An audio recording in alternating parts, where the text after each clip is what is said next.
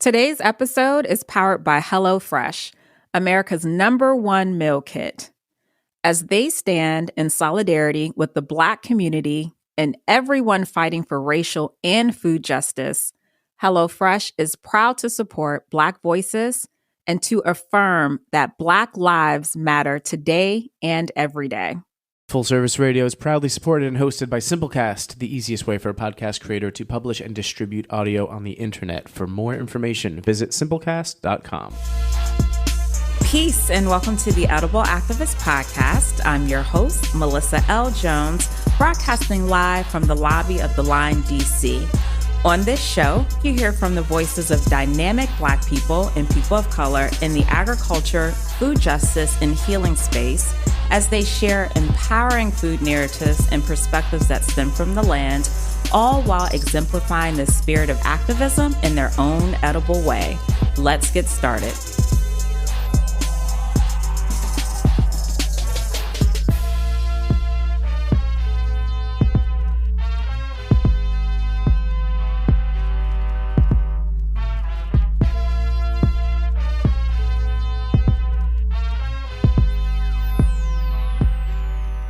Peace and welcome to the Edible Activist Podcast. I am your host, Melissa L. Jones, broadcasting on Full Service Radio. Today on the show, I have a very special guest, Kamal Bell, CEO of Sankofa Farms based in Cedar Grove, North Carolina. He is a teacher, farmer, and dreamer who studied animal science at North Carolina A&T, that would eventually lead him on a journey to teaching agriculture at a middle school, then acquiring 12 acres of land. Kamal has taken young Black men under his wing, affectionately known as Sankofites, to teach them the skill of farming. Him and his amazingly beautiful family are all part of this legacy where generational bonding is evident on the land. Kamal, welcome to the show. Thank you. That was a beautiful introduction. And thank you for having me today. Absolutely. Kamal, I was trying to catch up with you when you were in DC, probably almost 2 years ago. You were part of the Atlantic Festival, and I almost had you in studio and the timing didn't work, but you know what? I got you now, so it's virtual, but it's all good. Yeah, everything worked out. So there's so much happening on your farm, all right? From bees to your agricultural academy, being in the media galore, parenting, you're a dad, you're a husband, digging. What the heck else is happening? There's a lot. Y'all got a whole lot going on. Yeah, it is. It's a lot. It's so much when people ask me, what do I have going on? I'm always I just kind of smile and say, I don't know.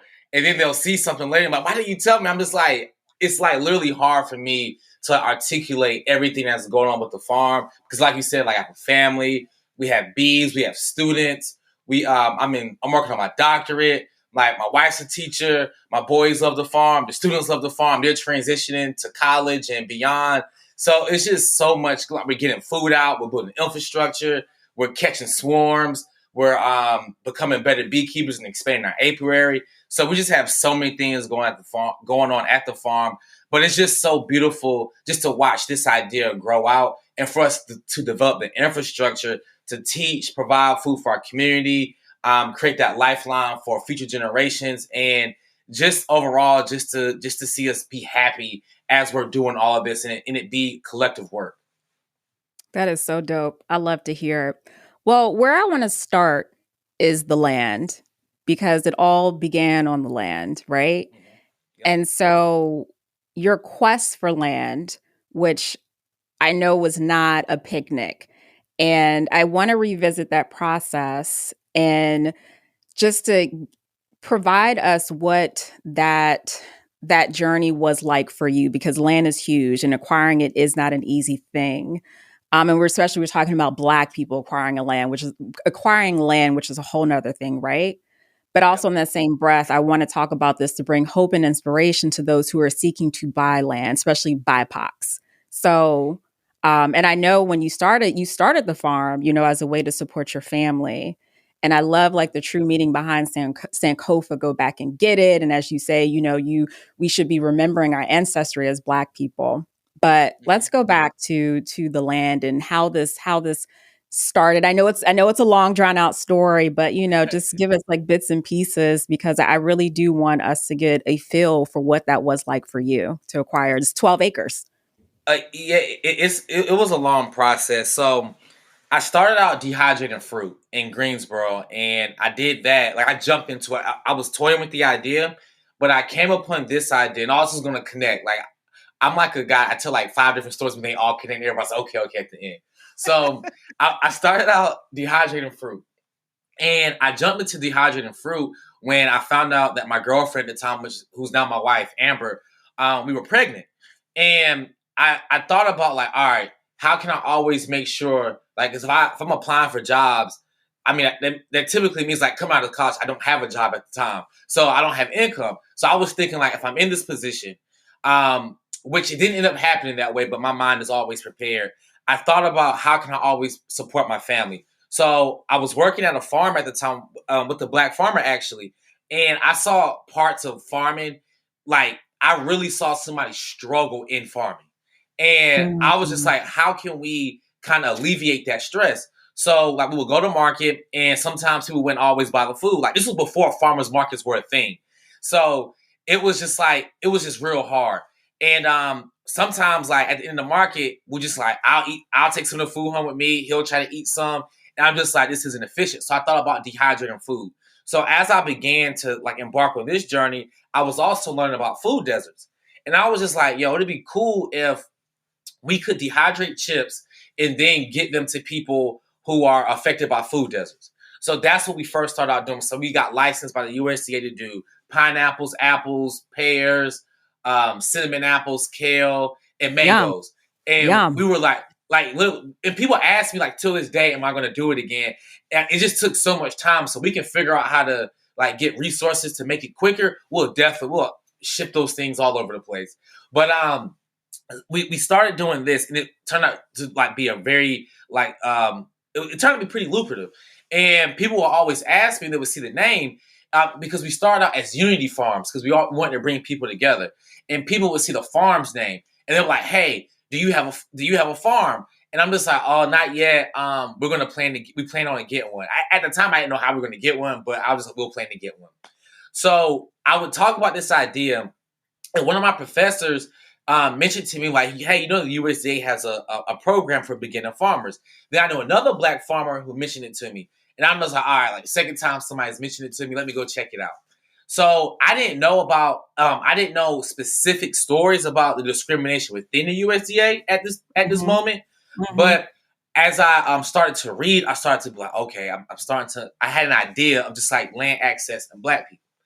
And then when I got my application together, and I was searching. Well, before I got my application together, I was searching for I'm just like trying to figure out the process. So one of my professors told me that I needed to look up the farm service agent over my area. And once that happened, I found an agent, but it was just about like the universe. Or I would just say something bigger than myself, that I contacted an agent who actually wasn't over my region, but she ended up helping me put my application together because she was aware of the discrimination in the USDA. So She told me, she was like, hey, I'm not actually your agent. This is who you need to contact. So I get in contact with the agent over my region. And that's when I started to encounter and face the racism that Black farmers in the past had faced too. So I get my application together, and you only can turn in one time from my understanding. And if they deny it, you have one more time to appeal. So if I turn it incomplete, it gets denied automatically. Then I have to appeal why it got denied. And it's just like, well, it's just like you didn't have it together. So like that just X's you out of that process. So she helped me put this application together. But during this process, I would like submit it to the agent for review. And I'm just like, hey, this isn't my like time to turn it in final. And he came back to me and said, hey, we did a business check and your business wasn't registered for the state. And I'm just like, huh? Like I'm operating as Unity Farms. So he was like, somebody else actually has a name for Unity Farms. And I'm like, oh, but what happened, I only registered Unity Farms in Greensboro, but not for North Carolina. So I had to come up with a new name. So I had took an African history up to 1800 course at A&T, and we watched the movie Sankofa. And I just love the meaning. I love the movie. Like, I love the history in the class. Like, I love Black history. Like, that's something that I really, we take pride in. So I ended up talking to one of my close friends who's also our videographer and our social media chair, or you would say he gives all the ideas for social media pages. And he was like, I was telling him, I was like, hey, I want to change the name to the farm Sankofa. And he's also he has a master's in Africana studies. So he was like, hey man, I'm all with it, but you know how people can be with that type of imagery. But at that time, I was like, I don't care. Like, I want us to build an institution that specifically serves our needs and using our culture. So I'm like, I'm going to name it Sankofa. So I went to the Secretary of State. I filed Sankofa Farms LLC, and we ended up getting our application together. But during that process, the USDA agents weren't. It was agents, like with an S. They wouldn't pick up the phone. They wouldn't return emails on time. Like, they're off on Fridays. So we had a question. They would kind of like take their time, wait until Wednesday to address the question. And then Thursday, you might have like a sometimey answer. And then Friday, you have to wait all the way till next Monday. So this continued. Then they ended up, I submitted the application and the agent's like looking over it for review. And he's just like, this is one of the best, well put together applications that have ever come across my desk. He couldn't deny how like great the application was. Like, everything was done to a T because I had help on the back end. And then he denied the application 3 days later. So then he denied me the application for the farm. So then I had to appeal it. And by this time, you have to have an offer of purchase. So one of my friends from college, one of my good friends from college, his mom was my real estate agent. And also during this time, they were like making little hints like, hey, do you want to tie in your house to this farm? And then I saw the story, I believe, of Eddie Wise. I believe that's his name. And how the USDA took his land in his home. And it just destroyed his family. And they started asking me little things like that. Like, do you want to do that? Do you want to take out an additional loan for this? And I'm just like, no, I don't want to do all those things, because then I started to become aware of how they trap Black farmers. So we ended up appealing it. I ended up having to contact the executive director, who was like very helpful. I had to talk to my real estate agent. I had to go to an appeal meeting, and this is where they tried to like put the nail in the coffin. I literally got my job, my interview for my job the day that I had my meeting with the USDA. So I asked them, could they move the meeting up an hour so I could get to the school interview in time. And the agent never called me back. And something just told me, something bigger than myself just told me, it was like, just get to the meeting at that time. So I got there. The meeting started at 9. I got there around like 8:45 and walked in at 8:55. And lo and behold, they had moved the meeting up without verifying it with me. And the meeting was getting ready to start at the new time that I suggested, but they never confirmed the meeting. So I walk into the meeting and I tore this guy up. Like, I put out information like, hey, you tried to say I don't have verifiable farming experience. I worked at a farm for a year. My undergraduate is in my undergraduate degree is in animal industry. My master's in ag education. I have an agricultural business where I'm dehydrating goods. I had to have my professors from A&T write letters about my managerial experience on the farm, and I tore them up. And even they had the civil rights attorney in the meeting, and so the appeal had to go to DC and they had to review it. It's a long process, and he was just kind of like, dang, like the guy kind of got you. Like, what can you say that you did? Like, how can you justifiably deny him of the farm? So eventually, the decision gets overturned. So then we get down to the closing. So they need like things from me, had to get appraisal, all these things. Like all this is part of this process. So the agent calls me and they're saying that, all right, we're ready for closing. And when we're getting ready to close and we're all getting ready to go to the office with the attorney to close on the land, they forget the check. So then we had to reschedule the closing on that day, like literally hours before, to to Oh literally my reschedule the closing goodness. to get the farm. So a process that should have taken 3 to 4 months, this is how long they say it takes.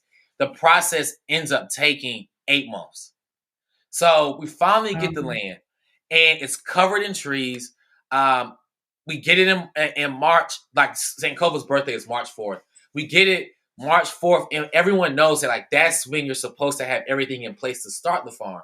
And in their process, your real estate payment, like for the loan, is due on that January. So we got the farm in March. We didn't make any money at all. Luckily, I was still teaching, and we had a real estate payment due that January. And then on top of that, they wanted me to take out an operating loan. And I didn't spend all the money. It was $10,000. I only spent five. So I had to literally come up with $8,000 by that January to make my first installment on the farm.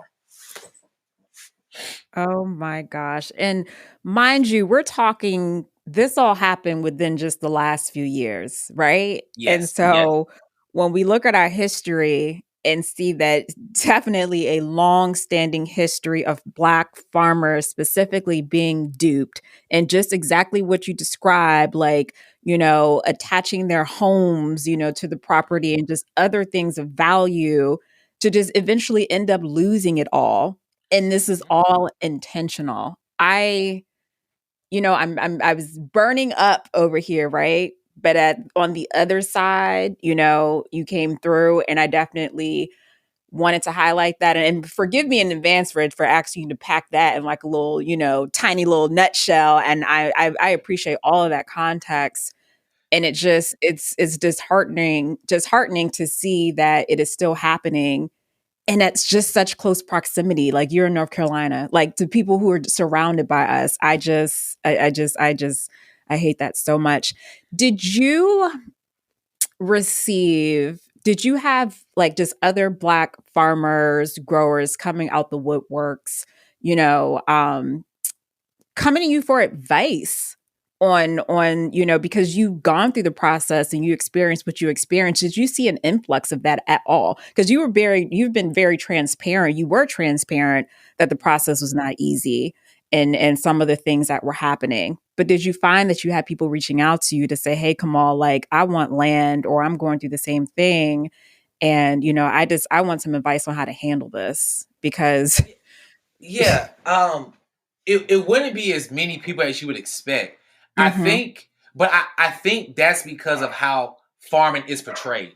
Yeah, So yeah. farming is portrayed very, very differently for us, just based on like social media and how farming is perceived. So you'll oftentimes see us um, on Instagram, but we don't often know the backstory of how the person acquires the land.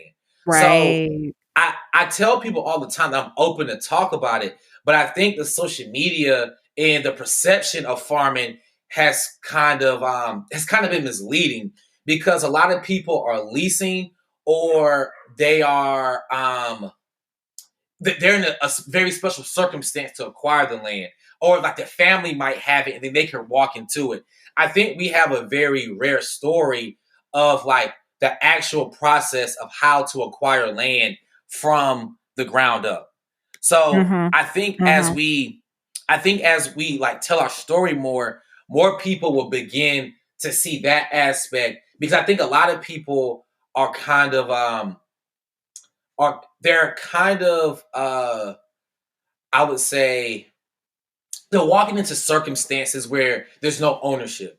And I think that's Mm. the easiest thing to do right now, because we're like, it looks glamorous, like, oh, I can just go out and get a farm, I can go out and do this. And that's not the reality of the work, because if you look at a lot of pages, like everybody farm looks perfect. We're probably one of the only few farms that show the failures of farming. Mhm. Mhm. Mhm. Yep. And that's, again, I just appreciate that so much. And just even, I say this over and over and over again, broken record for those who listen to my show constantly. It's the same process as agriculture. You have crops that fail and succeed, and seasons of ups and downs. Is no different from life within Yeah. itself. And You're right. In one episode, we just talked about like the beauty of seeing the gardens and the flowers, but one gardener I spoke to, she was just like, I had flower buds that failed. I had citrus trees that failed, so just really being transparent about the process is definitely key. And we all listen, even if you ain't close to farming, that is hard work. All right. Kamal has committed himself to talk to me in the evening time, everyone, because guess what? He was at the farm all day, and it was funny because we were going back and forth. He was just like, I'm at the farm during the day. I was like, dude, I get it. We could do it in evening time interview. I get it. It's just a hard journey. It's just like, it's so time consuming. And like in it, I'm just like, I want to make sure the students are able to, like, that's why we have the program for the students. Because if I went through this, just like how hard it was. And I think I really haven't like openly talked about like the mental strain like that had like the mental toll it took on me. Ooh, but I'm just like, if I gotta go through it, my kids ain't going through it, and Black students who I'm working with who are interested in agriculture, they're not going through it either. So we're going to equip them with the tools to better navigate this system. And if it changes on us, we still have the experience, and we have a space where we can then empower ourselves.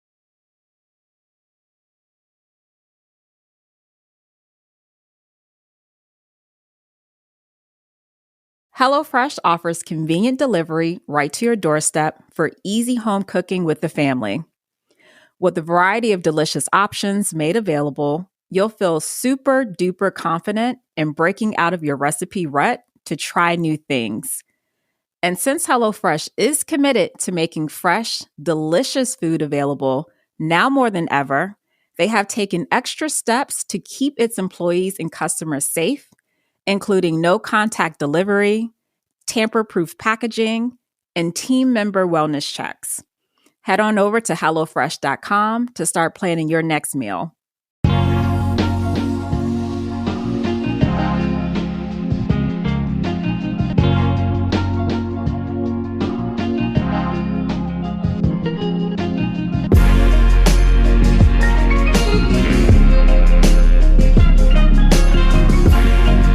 You're listening to Perfect Day, produced by Artists Authentic. For more of Authentic's work, visit allornothingstudios.com.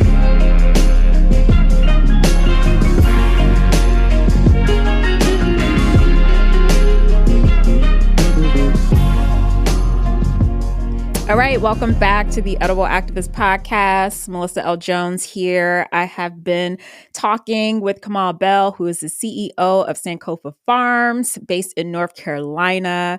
Kamal, thank you so much for just sharing what the journey was like for you to acquire that land. Again, it was no picnic, and just really sharing with us the present day realities of things that happened back in our past, with Black farmers and acquiring land. And so I'm just, happy about, your mission and what you started. Again, I connected with you back in 2017, I believe. Don't charge my head, not my mind on the year.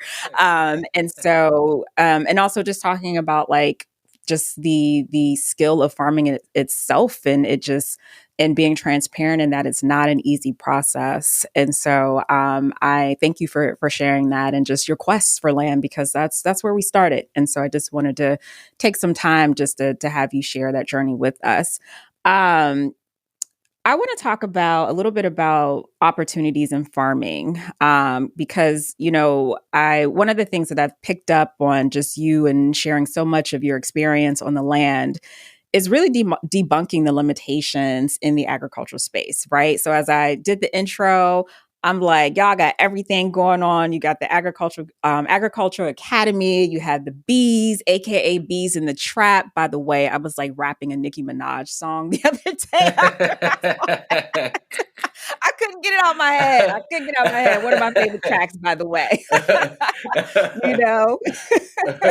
You got a whole lot going on, but I definitely wanted to talk about just opportunities, because there are opportunities. You're not just a farmer. This is an operation, right? And so Mhm. people just look at it as you just, quite frankly, just out there just chipping away in the sun, just to Yeah. grow some food. It's not the case. Yep. I, I think that's something that people will catch on to as the farm continues to grow. Like I've said it in more like interviews that it's a model. Like we want this to be something that we can put in any place that has a demographic that mirrors ours in these issues, and then use this model to be able to help solve those issues. So we have a lot of different facets to Sankofa that I don't think like everyone hasn't seen all of them because we haven't revealed them yet. But there are things that exist now that people just are like, they're just cool. That's just cool. But it's a model, and once we perfect it and get all the cylinders rolling on it, I think people will be like, oh, so that's what they were doing. So it's all right that people don't see it now. It's like ideas catch on later. So that's fine with me. I'm just happy that we are able to do all of these different things and then learn how to maximize our time at the farm. So, because that's essentially what bees in the trap is. It's like Mhm. maximizing the time that we would have to go into the colonies and check them. So why not do it with people who want to learn about bees? So we're bringing income into the farm, we're teaching people, and we're also taking care of tasks that we have at the farm. So a lot of the things that we're doing as far as the structure of the farm don't require us to do more work on our end. I hear that. I hear that. Well, I have to say, watching those bee videos and unpackaging bees and the swarms, I was over here like flinching. And then it went from like, I think I was looking at one of the very first videos, and it was just like, you were like, y'all, we all got stung out here today. Yeah, that was literally like 2.5, 3 years ago when we first got into bees. But someone gave us a really good tip. They were like, "Hey, like you can work with the bees right now without suits. You might get stung, but when you start producing, his name is Dick Rogers. He's the head over the Bear Bee Care Center. He was like, "Hey, look." He was like, because they were their headquarters was here in RTP, and we met that way. And he was like, "Hey." Like you're gonna be able to get away in like the first few months with your bees being like building out. But once you start rearing and caring for healthy bee colonies, you're not gonna be able to go in without a suit. And I was just like, yeah, all right. And then we start getting stung. Then I'm tired of getting stung. So we all got suits. But then what ended up happening was we started to raise healthy colonies. So then when we start to go in, we have all 10 frames full of bees, and then you're adding more space. They fill out all 10 of those frames, and you have literally 60 to 80,000 bees in one colony. It's not wise to go in without a suit. Mhm. Mhm. Mm-mm. Listen to what Kamal said. Don't go in without a suit.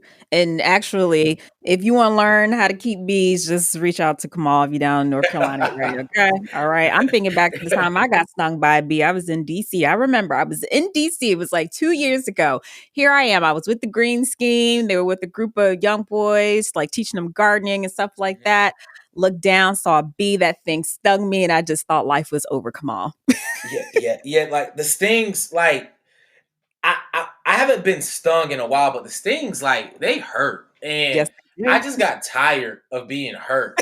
I really did. I just like I'm not doing this anymore. Like the students all wear the suits. Like we just got tired of getting stung, and it just hurts so bad.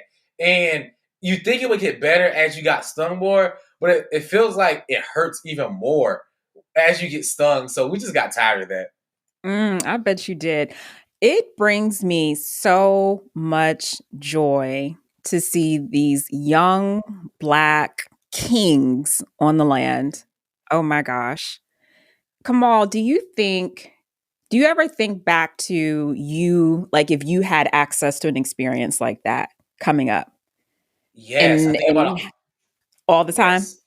All Wow. the time. Like if I would have Mm, been exposed to bees at 14, 15, like we're all like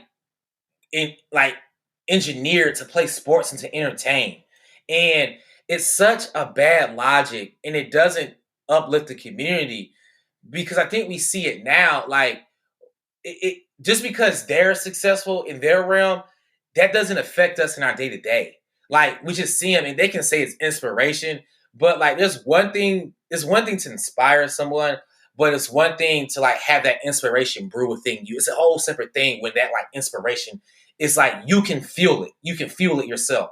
So Mm-hmm. I think about like if I would have been exposed to bees at like 13, 14, I would have literally had beehives in my backyard. And the idea of sports, I probably would have played, but I would have been focused on the bees. So like Mm. it's one thing to like it's one like but them like I see with the students now like they're just so far ahead of where I was at that point. Like they got to sit in and watch me like do a TED talk. They get to do interviews. They got certified to be beekeepers. Yes. They get to learn how to fly drones. They get to like they get to do tours on the farm. They get to learn how to set up irrigation. They were at They're they were at the Atlantic Festival with you. yeah, exactly. Like, they were at the Yeah. Atlantic Festival speaking on stage, like, Which is and that's major. it is. Major. It's like they spoke in front of like 300 people, and Yep. we were so nervous going into it. But one of the students has a phrase. He's like, "Mr. Bill, I'm Cameron." He's like, "Mr. Bill, I'm a professional, but like our run throughs were terrible." But then you get on stage, and I'm about to cry. I'm looking at them like it's like a full circle moment. Like we started out like at a farm of trees and no funding to being on at the Atlantic Fest speaking with Mm. like Bear Crop Science in front of like 300 people, and the students just spoke so well. And I'm just looking at like, why can't y'all do that? Like, just be like that all the time. Like, but it's just like, it's just so beautiful just to see them grow. Oh my gosh, I'm fluttering over here. Well, I do need to wrap up soon, but I do want to touch on your partnerships because you've had quite a handful of really just amazing partnerships, and really just I would just love your perspective on speaking to the importance of creating partnerships, especially partnerships such as Bayer's and others. I say that and I've tread very lightly because as Black people in general, in especially folks in this space, it's hard to walk into certain partnerships thinking that you're going to build an alliance, but without thinking like, am I just being used for who I am and the color of my skin or et cetera, but in the same breath, I realize that these partnerships are very, beneficial and can expose your platform even more. But you're also so true to your mission that it really doesn't even matter because that's not going to change, right? So, Yeah. just briefly, I just want you to talk to that because you've had some really amazing partnerships that have seemed to work for you, and I think it's important, and I applaud it.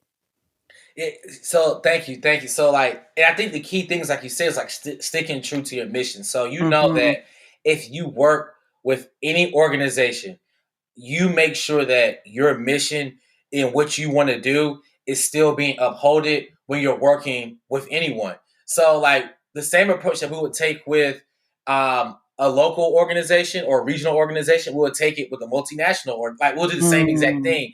We're going to make sure that like Black people are getting the resource and getting help.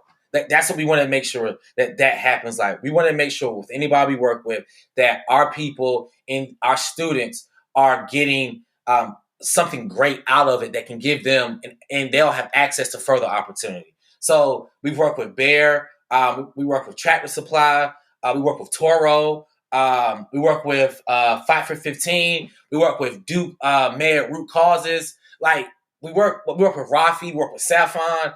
It's like Hmm. everybody is supportive of the mission and what Sankofa stands for, and we're supportive and being able to leverage the opportunities to better amplify our mission. So we only make sure, like that's our thing. Like we just make sure that our mission is still upheld, and it's worked out very well so far. I hear that. Not new to it, but true to it. Sorry, I just had to throw that in there, y'all, because I heard it from somewhere. It just sounded like it fit right. Yeah, yeah, it See, did. you got you feel me. You feel me. All right. Yeah, I So do. you know what? Come on, we got to do part two. But I also want to come down to the farm. I'm gonna be able to come down and visit when y'all deem it safe and appropriate. I want to come and visit. I want to see the whole family. I want to meet your wife. Shout out to your amazing wife who's a part of all of this. Got to shout her out. Yeah, Amber is like Amber is the backbone of Sankofa. Without Mm. her, none of this would be possible. Not even close. So like, yeah, without Amber, this would be a wrap. I wouldn't be doing it. Awesome. I So love it. Amber, thank you for giving me the space to shout out Amber Bell. Absolutely. Absolutely. So lastly, I just want to touch on legacy. And one of the things that I picked up from your words and is, you stated that the farm is our engine to rebuild civilization. And that just hit me, slapped me upside my head. And I was like, woo, chow, chow. So I just want to hone on that just a bit, just to conclude our conversations and just, tie, legacy into all of that, because this is what you're building. This is legacy. Yeah, it is. And like, I think that's like the thing. Like when I transition, I want to know that I gave this everything I got, and like the whole idea of the farm being the engine to rebuild civilization is actually, I pulled a quote from Booker T. Washington, and the idea is that a lot of the issues that we see in our communities, let's return back to the farm. Like we all don't have to be farmers, but you can harvest the wood, you can make bricks, you can mine, you can do all of these things that help solve issues in our community. The ones that are economic, you have the food, the health benefits. So it's just like we have to return back to the farm and get to the fundamental basis of our existence, and that's the earth. So once we do that, I think a lot of the things that we see and have problems with, we can use the farm to solve these issues. And I think it just takes us taking a step back from like this everyday fast-paced lifestyle to see that, all right, it's not all about money. It's not all about the fashion and the glitz and glamour. There has to be a segment of us that gets dirty to build up our communities. It's just gonna happen. It just has to happen. Ooh, love it, love it, love it. All right, Kamal, where can they find Sankofa on the web? All right, so you can go to our website at sankofafarmsllc.com, and across every social media platform, LinkedIn, Instagram, Twitter, Facebook. I'm even on Clubhouse. Sankofa Farm. I was just talking to another farm. He was just like, he shouted out his Clubhouse handle. I said, well, I got to add that to my list. Where y'all at on Clubhouse? I'm on Clubhouse. I'm literally getting ready to make sure I get this right. My name on Clubhouse is at Sankofa Farms. That's it. So put at Sankofa Farms, and you'll see me on Clubhouse. We're gonna be doing some interesting stuff up there once I get my dissertation. Once I get my proposal in for my dissertation, you'll see me a little bit more up until I have the rest of the dissertation to finish. But we're gonna start doing stuff on Clubhouse. So we got some cool stuff coming this year. Look forward to it. Kamal, this has been an absolute pleasure. I love your energy. Like, y'all, you're just so excited. And I can just see it's just, again, I know it's not easy work, but y'all are just so excited. So excited. And I receive that energy. I look forward to just planting ground on Sankofa and just connecting with their land and just with your community one day. But thank you. This has been awesome. I appreciate you. And thank you for having us. Thank you for having us. We truly appreciate it. Absolutely. But before I let you go, we got to do a really quick rapid fire. Are you ready? I'm ready. All right, cool. All right. Did you hear my hands clap? His hands, y'all. Okay, all right. Okay. Kamal, what is your favorite veggie or fruit? My favorite veggie is okra, and my favorite fruit is watermelon. Yes to the okra, watermelon. Don't get no blacker than that. Yes, I love it. I love it. I'm rooted in the South, pretty much. My family's from the South. It had nothing to do with nothing. Actually, I just love okra and watermelon. Shoot, I just do. It's good. Okay, so your flavor profile: sweet, spicy, sour, salty, savory, or bitter? I'm savory. Okay, I can dig it. All right, so pay attention to this closely. The last artist or podcast you listened to, it could have been right before this show or earlier today. Who was that last artist or podcast you listened to? It could have been yesterday. I love this question. I actually, I'm listening to the soundtrack from Judas and the Black Messiah, and G Herbo has a song up there called All Black, and I was literally listening to that before I got up. Nice. And my favorite. I think that popped up on my title. I gotta check it out. Yeah, in my podcast, I like listening to Gary Vee. Gary Vee's pretty cool. I like Gary Vee. He's dope. Gary Vee's dope. He's hilarious. I like Gary Vee. Yeah, he is. He is. Very He's like candy. transparent. I like Gary Vee.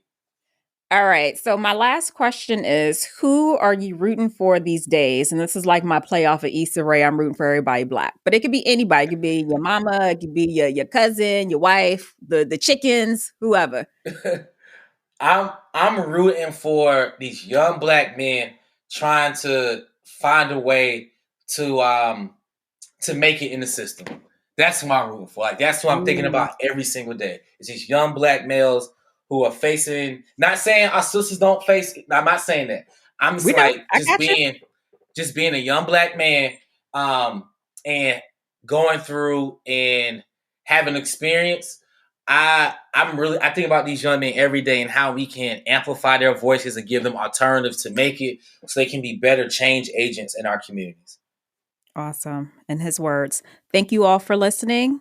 Peace. Have a wonderful day. Thanks for tuning in. You can catch today's episode on fullserviceradio.org as well as iTunes and Spotify. Be sure to follow Food Talks in Color, that's just the letter N, on Instagram, Facebook, and Twitter for all updates.